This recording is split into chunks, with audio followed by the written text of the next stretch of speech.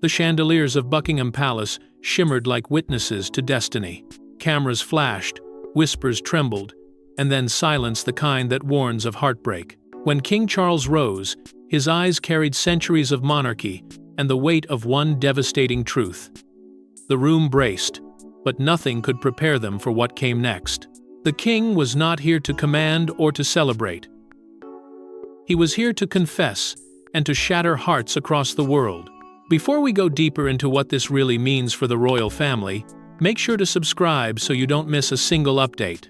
The night had begun with the usual ceremonial elegance, but something was wrong. Everyone could feel it. The golden chandeliers glowed brighter than ever, as if determined to mask the unease that rippled through the hall. Courtiers exchanged cautious glances, their expressions tense, their smiles fragile. The press, positioned along the marbled edges, sensed a shift in the air. They had attended countless royal events before, but this one carried a weight that words could not yet define. The laughter that usually punctuated such gatherings was missing. In its place lingered an expectant stillness, a silence that seemed to grow heavier with every passing second. When King Charles stood, the sound of his chair scraping against the floor echoed louder than it should have. All eyes turned toward him. The monarch, who had faced countless storms, now appeared frail, as though time itself had carved uncertainty into his face. His usually composed hands trembled slightly as he gripped the podium, steadying himself before the nation. His eyes avoided William's, avoided Catherine's, as if meeting their gaze would unravel the restraint he was barely holding on to. He looked older, smaller even, dwarfed by the grandeur that surrounded him. The courtiers closest to him recognized the tension immediately. This was not the confident king who had delivered countless speeches. This was a man on the verge of breaking. The murmurs at the back of the room died as quickly as they rose. Even the faint rustle of reporters' notepads stilled. There was something sacred about that silence, not the kind born of respect, but of collective fear. The monarchy, so often cloaked in control and poise, suddenly seemed human, vulnerable, exposed. It was as though the walls themselves could sense that this moment would not be written as ceremony, but as history. The contrast between the room's splendor and the sorrow etched on the king's face was unbearable. The golden decor, the velvet banners, the polished mirrors, all seemed to mock the weight of grief that had settled upon the throne. Charles's gaze drifted toward the floor, his lips parting but no sound emerging. The anticipation was torturous. Every second stretched, each breath from the audience sinking with his. Behind him, William sat frozen, his jaw tight, hands clasped in anxious stillness. Catherine's face, serene yet unreadable, carried the quiet strength that had so often steadied the family. But tonight, even her calm seemed laced with fragility. The hall felt like it was collapsing inward, as if history itself had paused to listen. The king exhaled, a sound both weary and hollow. When he finally spoke, his voice cracked not from age, but from emotion. The grandeur of his title vanished, replaced by something achingly human. Every word carried the burden of unspoken truth, of sleepless nights and unbearable decisions. "There are moments," he began slowly, his tone barely above a whisper, "when even a crown cannot shield a heart." The hall shifted. The courtiers, the aides, the press, all leaned forward, drawn not by duty, but by empathy. Something immense was about to unfold. His next words faltered, caught between duty and despair. He spoke of the sacrifices made in silence, of the cost of keeping appearances, of the fragility that lies behind power. The monarchy, for all its splendor, was bleeding quietly beneath its golden robes. And as Charles steadied his trembling hands on the edge of the podium, the meaning of his presence became painfully clear. This was not an address of celebration. It was a reckoning one that would strip away every layer of royal illusion until only truth remained. Even those who had seen every royal crisis unfold knew this was different. The king's voice did not carry authority tonight. It carried sorrow. For decades, the world had looked to Buckingham Palace for strength, for certainty, for continuity. But now, as the king stood before his people, it was clear this was not the story of a monarchy preserving power. This was the story of a family on the brink of breaking under its own weight. Every eye in the room fixed upon him as he paused once more, the silence suffocating. Then, with a breath that seemed to cost him everything, Charles looked up, his gaze briefly meeting William's before shifting toward Catherine. His lips trembled as though the confession itself might destroy him. The audience didn't yet know what was coming, but they felt it. The air was thick with grief that hadn't yet been spoken, a grief that had no precedent in royal history. And so, in that moment suspended between duty and despair, the king gripped the podium tighter, the veins on his hands visible under the golden light. His breath quivered, and in that fragile pause, the world leaned closer, unaware that this night would expose the royal family's most guarded secret. For a moment, he couldn't speak. Then, with a voice as thin as paper, King Charles began. His words weren't royal declarations, they were fragments of love, guilt, and fear, stitched together by a man on the edge. He spoke of Catherine not as a princess, but as the soul of the monarchy. Every syllable cracked like glass under the pressure of truth, too long suppressed. The silence in the hall was almost reverent, the kind that wrapped around each word and refused to let it escape unnoticed. Charles's breath trembled, but his eyes softened with an emotion too deep for ceremony. He spoke of Catherine's devotion, how she had held the monarchy steady through storms that threatened to drown it. Through every trial, every rumor, every shadow, he whispered, she carried more than we ever allowed her to show. It wasn't praise meant for headlines. It was confession wrapped in remorse. The king's voice broke as he described the countless times Catherine had placed duty above herself, the moments she stood smiling before the world while privately bearing the weight of a crown that demanded silence more often than it offered support. He paused, pressing his trembling hand against the podium as though to steady his own heart. Reporters lowered their pens. Even the courtiers, schooled in restraint, blinked rapidly to contain their tears. The king's composure slipped a rare, raw glimpse of humanity from a man who had spent a lifetime behind royal glass. "There are burdens," he murmured, "that no one should carry alone.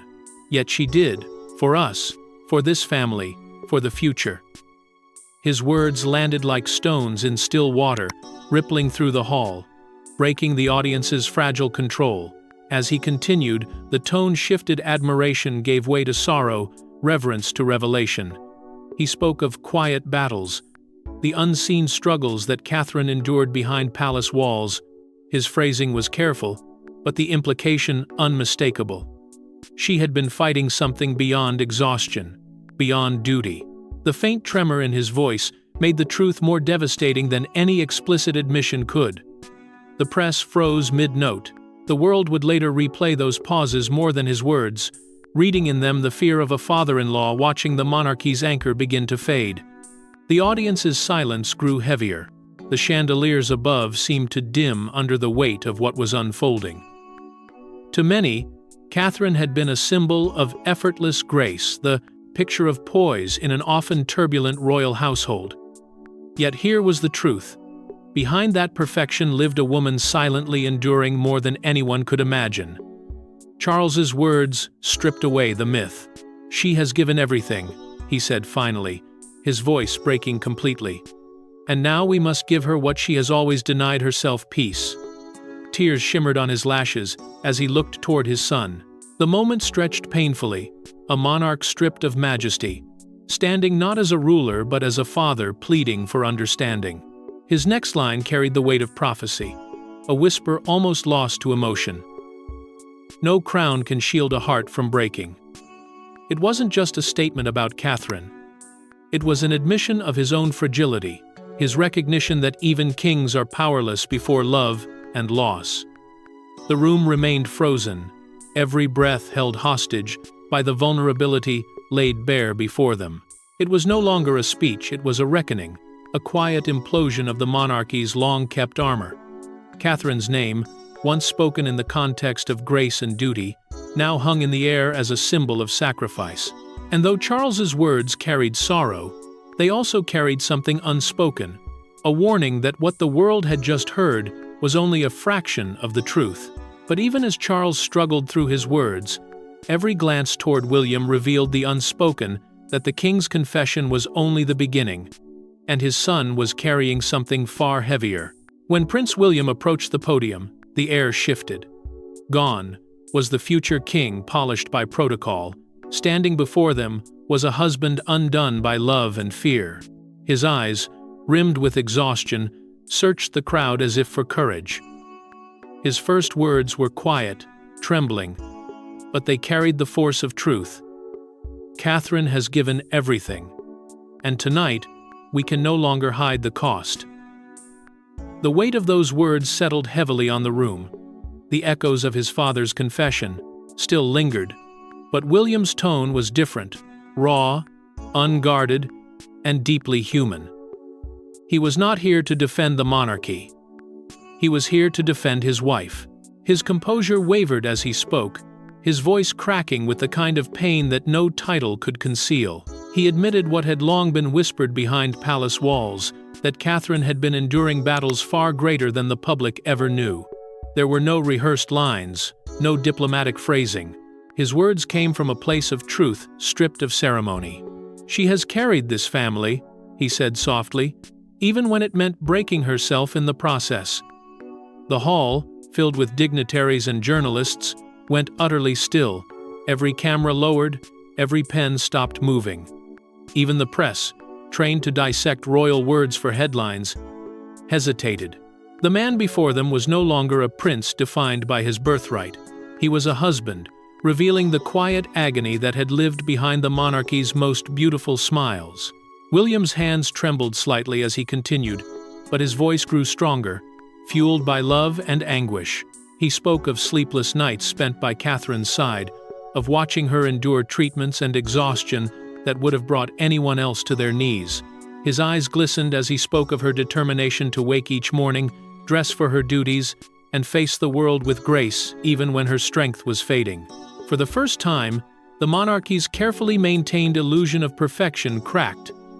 William admitted the toll their hidden struggles had taken on their children. He described moments of heartbreak when George asked if Mummy was okay, when Charlotte tried to comfort her mother with a child's innocence, and when Louis, too young to understand, clung to Catherine's hand, unwilling to let go.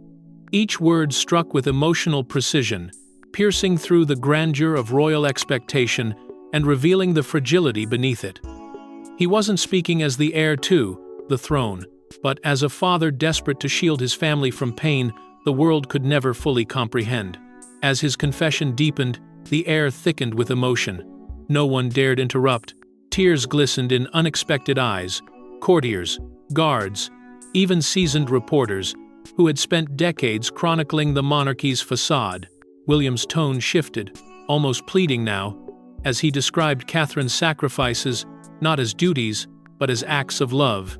He said she had endured more than any woman should be asked to bear, that her loyalty had become her greatest burden, and that she had silently carried the emotional weight of both the crown and the man who would one day wear it. His words revealed a truth no royal had ever spoken so openly, that behind every ceremony and portrait lay a woman whose strength had kept an ancient institution standing. His voice faltered as he looked toward her, seated among the family. The silence that followed was thick with understanding. Everyone in the room could feel it. This was not a speech about public service or reform. It was a farewell in disguise, a confession that something precious was slipping away. His love for her was both his strength and his tragedy, and for the first time, he allowed the world to see that love in its most unguarded form. William drew a shaky breath, trying to steady himself. "If the monarchy stands today," he said quietly, "it stands because of her."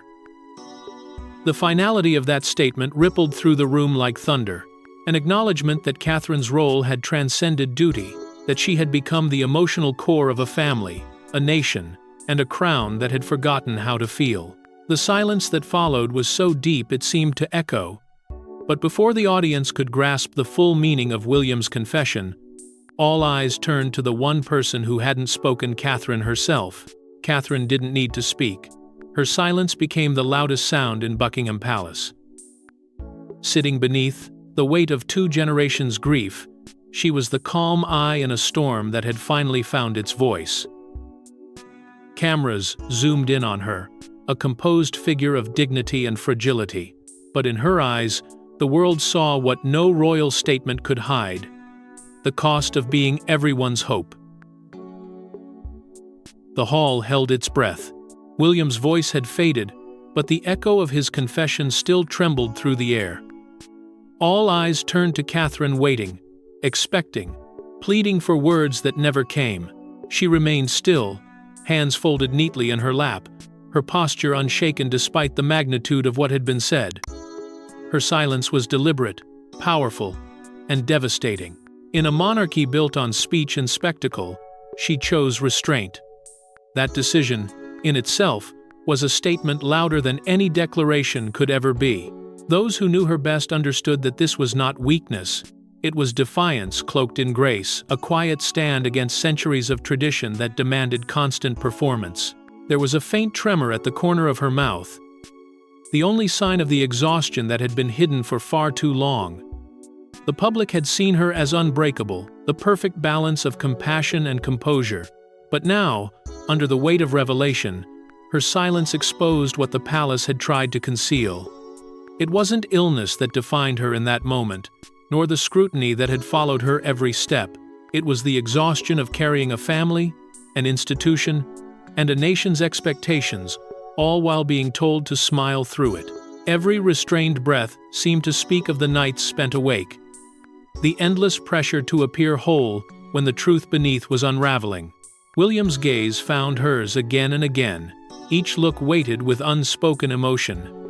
Between them flowed a language the world could only guess at, a shared history of struggle, sacrifice, and love, born of survival. In his eyes, there was apology. In hers, quiet forgiveness. The bond between them transcended the stage, the ceremony. The eyes of millions. It was intimate, yet visible. Fragile, yet unbreakable. For a fleeting second, it was as though the monarchy faded, leaving only a husband and wife trying to stay strong for one another. That silent exchange said everything words could not. That behind the grandeur of crowns and titles stood 2 souls fighting the same storm. Across the hall, the other royals watched with conflicted hearts. Princess Anne's lips pressed tightly together, her restraint betraying the emotion behind her eyes. Even Camilla, usually steadfast, looked away, her expression shadowed by discomfort. The courtiers shifted uneasily, unsure whether they were witnessing strength or collapse. The atmosphere was suffocating, a blend of admiration, pity, and guilt that no one dared articulate. For the first time, the royal hierarchy seemed meaningless. The entire room, from monarchs to ministers, bowed in silent acknowledgement to the quiet courage before them. Outside those gilded walls, the world was already reacting. Millions watched in stunned awe as Catherine's silence began to take on meaning far beyond the palace. Some called it the mark of true royalty, grace under fire, dignity under despair. Others saw it as resignation, a woman's final surrender after years of endurance. Yet everyone agreed on one thing: this moment had transformed her. She was no longer just the Princess of Wales. She was now the embodiment of quiet suffering turned into symbolic strength, a figure whose silence spoke the truth the monarchy had hidden for generations. Catherine's refusal to speak did more than honor the gravity of the moment, it reframed it entirely. Her stillness forced the world to look inward, to confront the reality behind the royal facade. And though she gave no statement, her eyes told a story of survival, sacrifice, and the heavy price of grace. Each second of silence became a mirror reflecting the fragility of the institution around her. The longer she remained silent, the clearer it became. The strength of the crown rested not on power, but on her endurance. William's eyes lingered on her one last time, his throat tightening as he realized the full extent of her choice. She didn't need his words, or the public's sympathy. Her silence had already declared everything that mattered. It was both farewell and promise, a reminder that even in silence, she remained the monarchy's most commanding voice. And as Catherine's silence echoed across the hall, King Charles knew the time had come to reveal what no sovereign had ever dared, the secret that bound them all in fear. The king's next words shattered the illusion of monarchy's invincibility. He spoke not as ruler, but as father, and what he confessed silenced even the ticking of the grand clock above. The audience leaned forward, their hearts pounding. "There are moments when the crown must bow to humanity," Charles whispered, "and tonight, we must face that truth." What followed was no mere revelation, it was the unraveling of an empire's secret core. The tension that had lingered in the air since William's confession now deepened into something far more unsettling. King Charles drew a slow breath, his voice unsteady yet deliberate, as if every word carried the weight of history. He began not with proclamations of duty or legacy, but with something painfully human: weakness. "For months," he admitted, "I have carried doubts that I dared not voice. My strength is not what it once was. My time, not as endless as I pretended." A quiet murmur rippled through the room, disbelief colliding with dread. The monarch, the man who embodied continuity and endurance, was confessing his own decline. The veil of power thinned in an instant, revealing fragility where the world had only ever seen permanence. He spoke of sleepless nights not from the weight of governance, but from the fear of what would remain once he was gone. His words trembled with something deeper than age. They carried the anxiety of a man who had watched the world change faster than tradition could follow. And then, with a tone that turned from solemn to reverent, he spoke of Catherine. "She has been our compass," he said softly, the steady hand guiding a weary crown through the storm. He recounted how, during long and private conversations, Catherine had challenged his beliefs, her quiet strength forcing him to see the monarchy not as a fortress, but as a living soul that must adapt or die. These late-night discussions, he revealed, had become his anchor, a place where the old monarchy met the new, in shared uncertainty and faith. His voice faltered, but he continued, each pause more emotional than the last. "The truth," he confessed, "is that I have leaned on her more than the world will ever know." The admission sent a tremor through the hall. Even those closest to the throne, his advisors, courtiers, and family, looked stunned. The monarch who had ruled with cautious distance was now stripping away every layer of grandeur, exposing a heart that bled admiration and regret. "Catherine," he said, "has been the monarchy's guiding light. Her vision has given us relevance when tradition alone could not." It was the kind of praise that blurred the lines between devotion and dependence. And for the first time, it was clear. The king was no longer the institution's center, Catherine was. Yet beneath his words lay something unspoken, a shadow creeping through his tone. He spoke of succession not as a distant notion, but as a conversation already unfolding. His phrasing grew heavier, deliberate, almost final. "There will come a time," he murmured, "when the crown must pass, not because of failure, but because of faith in those who can carry it further than we ever did." It was subtle, but unmistakable, a hint of abdication. The acknowledgement that the monarchy's future might rest in younger hands sooner than anyone expected. Gasps rippled quietly through the crowd. Aides exchanged uncertain glances. Even William's expression shifted, torn between pride and fear. The king's words, though spoken with calm, carried the undertone of finality, a soft farewell disguised as tribute. The moment grew heavier as Charles's voice cracked once more. "Legacy," he said, "is not about holding on. It is about knowing when to let go." Those words, though simple, struck like thunder. The monarchy, an institution built on constancy, was now hearing its sovereign speak the language of surrender. For the first time in centuries, vulnerability sat on the throne, unmasked and unashamed. Catherine's silence, William's confession, and Charles's honesty merged into a single truth that beneath the splendor of crowns and ceremonies lived a family haunted by mortality, love, and regret. The applause that followed was hesitant, more emotional than celebratory. Some wept openly. Others bowed their heads in disbelief. The monarchy had just witnessed its most human moment, a king renouncing perfection, a father acknowledging fear, and a family finally letting the world see its cracks. Yet beneath the awe, whispers had already begun.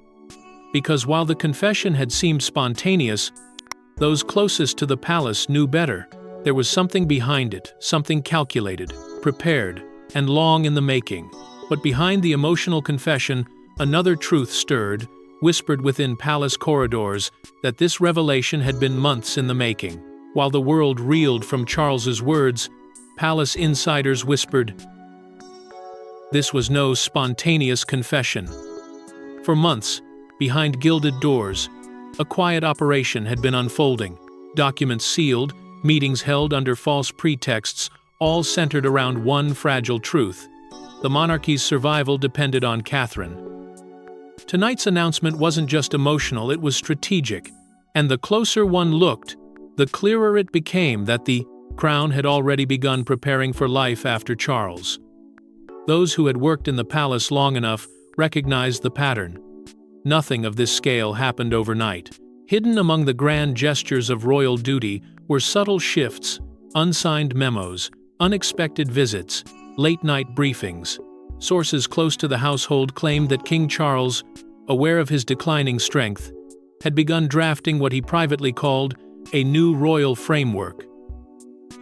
It was not written in the language of monarchy, but in that of necessity, a system designed to outlive him, and to anchor itself around the only figure capable of preserving the public's faith: Catherine. The revelation that his emotional confession had been part of a larger plan stunned even those closest to the throne. It wasn't deception, it was preparation. A transition disguised as vulnerability. Behind closed doors, Charles, William, and Catherine had met repeatedly in the king's private study. The meetings were unscheduled, unrecorded, and deliberately absent from official diaries. It was within these private hours that the blueprint for the monarchy's future was drawn. Catherine, far from being a passive subject of sympathy, was revealed to have been the quiet architect of change. Her insight into the modern public's expectations had begun reshaping palace strategy years earlier. She urged transparency, compassion, and relevance, ideals the monarchy had once feared. If the people cannot see our hearts, she had told Charles, they will stop believing we have one. Those words became the seed of reform. What the world perceived as Charles's spontaneous address was, in truth, the culmination of those private convictions. Within palace walls, the reality of Charles's frailty had not gone unnoticed. Senior aides whispered that the king's fatigue was growing more visible, and that his decision-making had become increasingly reliant on the counsel of William and Catherine. While some viewed this as a natural evolution of power, others saw danger, a soft transfer of influence, long before it was officially declared. The inner circle grew divided. Some courtiers, loyal to tradition, resisted Catherine's growing role, dismissing her ideas as too modern. But others recognized her ability to reach the public in ways no monarch had in decades. To them, she wasn't a threat, she was the crown's lifeline. The plan, though unspoken publicly, began to manifest through subtle changes. Speeches once reviewed solely by the king now carried Catherine's tone gentler, warmer, grounded in empathy. Royal engagements were being recalibrated to reflect her causes: children, families, and mental health. Even the visual presentation of the monarchy, from public events to charitable initiatives, started mirroring her influence. Within the palace, aides quietly referred to this shift as the Catherine model, a strategic move to fuse compassion with authority. It was reform disguised as continuity. Still, beneath this evolving order, tension festered. Not everyone welcomed Catherine's growing prominence. Some senior royals viewed her influence as a direct challenge, a silent rewriting of hierarchy, whispers spread of jealousy, of conversations cut short when her name was mentioned, of subtle acts of resistance meant to preserve old power. The monarchy, though united in image, was beginning to fracture in spirit. The fear wasn't only about Charles's health, it was about the inevitability of change. And yet, as history has often shown, great institutions rarely evolve without conflict. The monarchy's rebirth was being built in the shadows of its own divisions, guided by a woman who never sought power, but found herself carrying it nonetheless. Catherine's quiet leadership was transforming not just the palace's operations, but its soul. Those who had doubted her now found themselves orbiting her strength, even if they refused to admit it. Still, one lingering truth remained unspoken, the realization that such transformation came at a cost. Catherine's composure in public masked the strain of bearing a role larger than any one person could sustain. The monarchy's survival, once shared by generations, now seemed to rest squarely on her shoulders. And while Charles's confession had drawn sympathy, the machinery of monarchy was already shifting towards something far more deliberate, a handover hidden in plain sight. And as the machinery of monarchy quietly realigned itself behind the scenes, the public's reaction outside the palace gates revealed the emotional explosion no one had prepared for. Within minutes, the announcement had crossed oceans. London streets filled with candlelight vigils. Hashtags mourning Catherine's struggle flooded every timeline. Around the world, people wept for a princess who had never asked for pity, only peace. But in the glow of compassion, anger flickered too. Why had she been left to carry so much alone? The monarchy's most human moment was also its most haunting reckoning. The emotional address that began as a family confession had now become a global phenomenon. Television screens glowed in cities across continents, replaying King Charles's trembling words and William's raw declaration of love and regret. Every headline carried Catherine's name, the people's princess of a new generation, the weight she couldn't share, and the crown's quietest sufferer. The narrative had shifted overnight. What was once admiration for royal grace had transformed into grief for human fragility. People weren't mourning royalty, they were mourning a woman who had borne the impossible.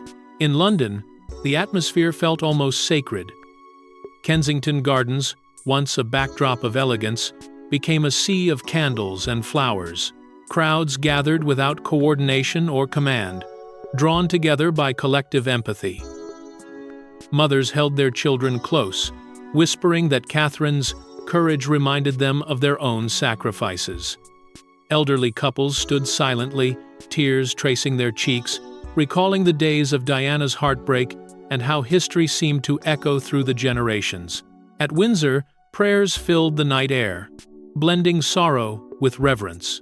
Across the Commonwealth, from Canada to Australia, people organized vigils in parks, outside embassies, and near monuments, united not by nationality, but by shared affection for a woman who had given so much of herself to a world that rarely gave her rest. The media amplified the moment. Networks cut regular programming to broadcast emotional retrospectives on Catherine's journey, her rise, her poise, and now, her pain. Commentators described it as the most vulnerable moment in royal history, a reckoning that blurred the line between monarchy and humanity. But amid the outpouring of love came questions that sliced deeper than sympathy. Did they let her suffer in silence? One headline asked. Another challenged, what did the palace know, and when? The nation's affection began to intertwine with fury. How could such strength have been allowed to fracture in private, while the world saw only perfection? Even political figures could not remain silent. Global leaders released statements of sorrow, their words tinged with awe for Catherine's resilience.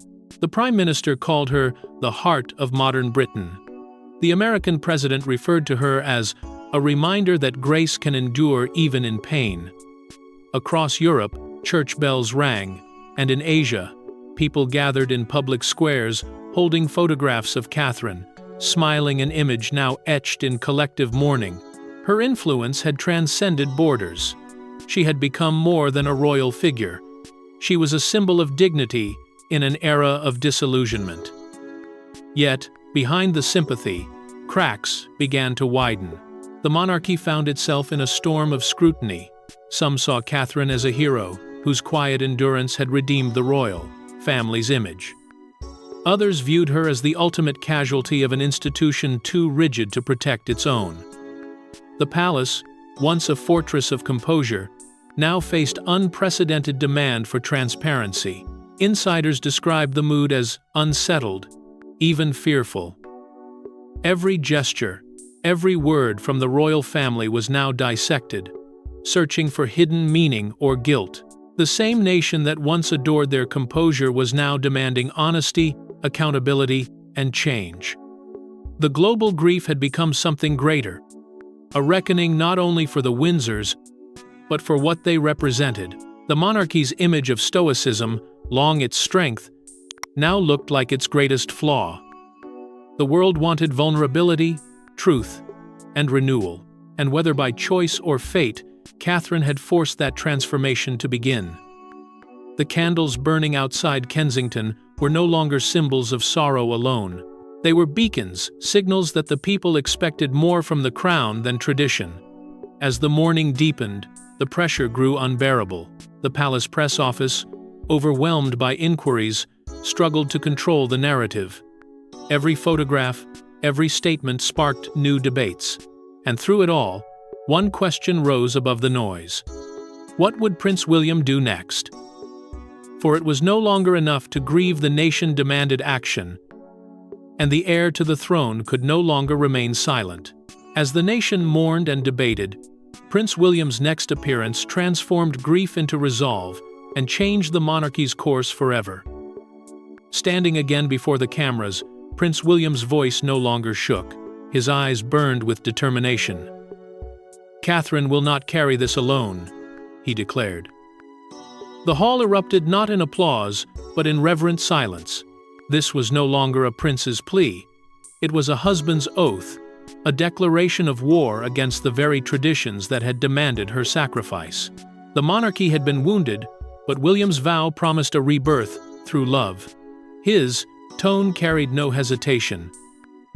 Gone was the trembling son of a grieving father. What stood before the nation now was a man transformed by loss, fury, and devotion. Every syllable he spoke defied the centuries-old code of silence that had governed his bloodline. He looked at the crowd, at the cameras, the courtiers, the family members who had long hidden behind composure, and spoke words that would alter the course of royal history. "For too long, duty has been used as an excuse for indifference," he said, his voice cutting through the still air. "No more." In that instant, the monarchy was no longer speaking from a pedestal. It was speaking from its knees, humbled before the humanity it had long ignored. William announced that the structure of royal duty itself would change. From that moment onward, he vowed that no title, no ceremony, no expectation would come before the well-being of his family. He promised that Catherine would never again stand alone beneath the weight of public adoration and private pain. "Our responsibilities," he said, "must never come at the cost of the people we love. The crown can only endure if it beats with a human heart." His declaration was bold, nearly rebellious, and it left many within the palace pale with disbelief. To some, it sounded like renewal. To others, it sounded like betrayal. But William did not stop. He spoke of a future where the monarchy's power would not be measured in ceremony but in compassion, where his reign, when it came, would be shared, not ruled. In a moment that silenced even his fiercest critics, William announced that he and Catherine would lead together. They would divide responsibilities equally, creating a partnership unlike any the monarchy had seen before. It was not a political maneuver, it was a personal revolution. "Catherine," he said, his voice softening, "has carried the burdens of two. From this day forward, she will carry them no longer. We walk together as equals, as parents, and as partners in every sense."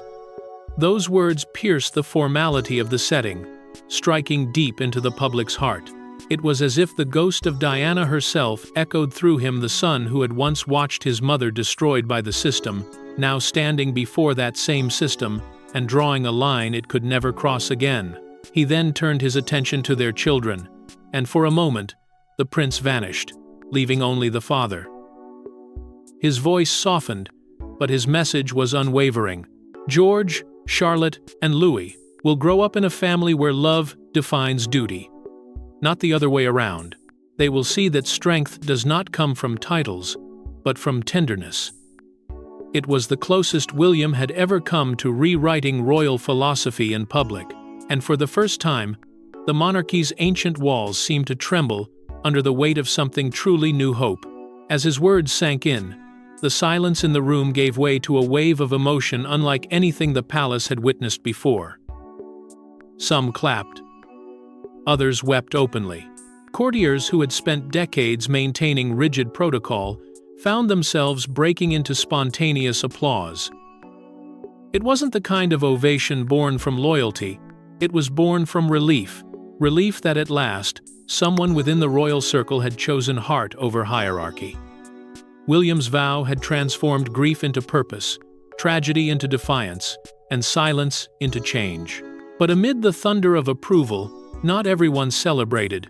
In the corners of that gilded hall and beyond its walls, whispers began to grow hushed, fearful, and sharp, because every vow of love, no matter how noble, carries a shadow.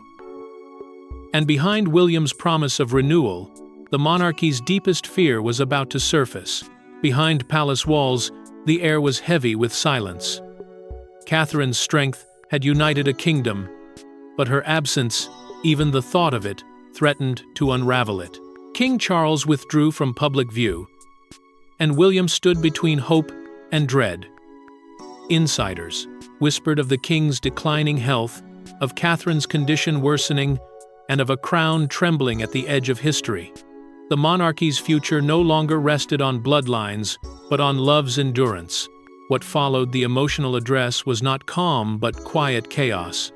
The palace that once thrived on structure and precision now moved in shadows of uncertainty. Staff spoke in hushed tones, and schedules were repeatedly adjusted without explanation. Even senior aides, those accustomed to royal secrecy, admitted that this silence felt different, heavier, almost suffocating. For the first time in living memory, the monarchy appeared leaderless. King Charles, once the face of resilience, had retreated from sight. His absence fueled endless speculation. Official statements cited rest and reflection, but those inside the palace knew the truth ran deeper. The king's health was faltering, his energy waning, and his confidence in his own reign slipping. William, burdened by both duty and devotion, now stood at the heart of the storm. To the public, he appeared steady, a prince who had found his voice in defense of his wife and family.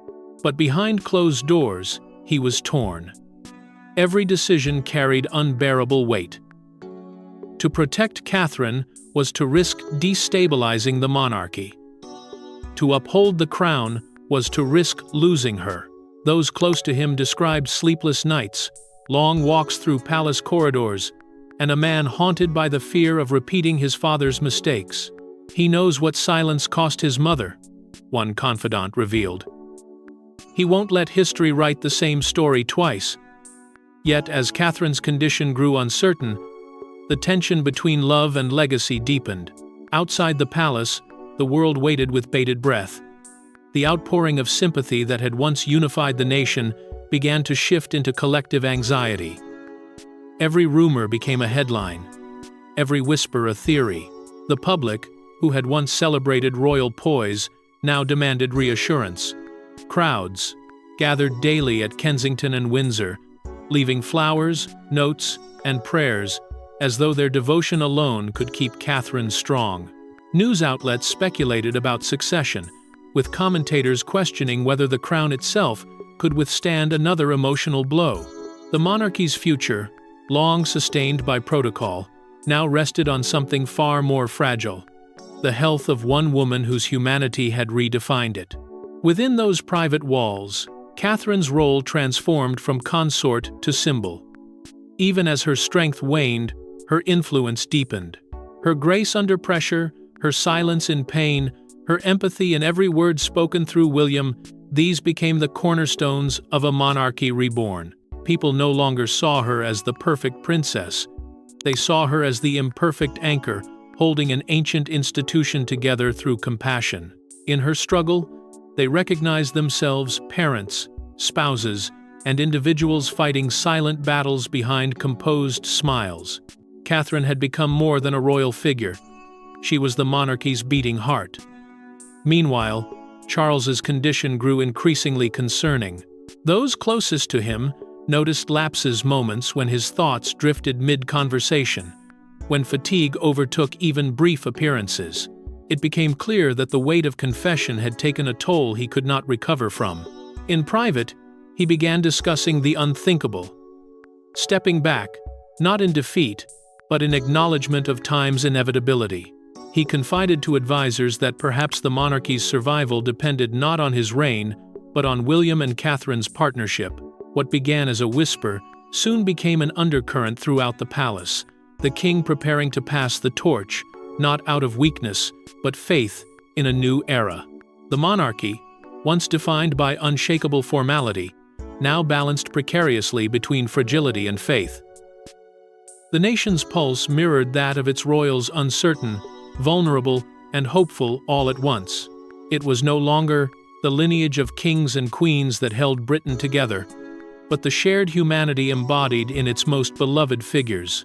The old ideals of grandeur and stoicism had given way to something raw and real, the understanding that love, sacrifice, and transparency were the only paths forward. As William faced the impossible task of guiding both a family and a nation through its most delicate hour, he realized that Catherine's legacy was no longer hers alone. It had become the crown's last defense against collapse. She had turned pain into purpose, isolation into unity, and in doing so, redefined what it meant to rule. And so, as the lights of Buckingham dimmed that night, one truth lingered: the crown may command loyalty, but it is love that keeps a nation alive. Thanks for watching. Don't forget to like and subscribe, and we will see you in the next one.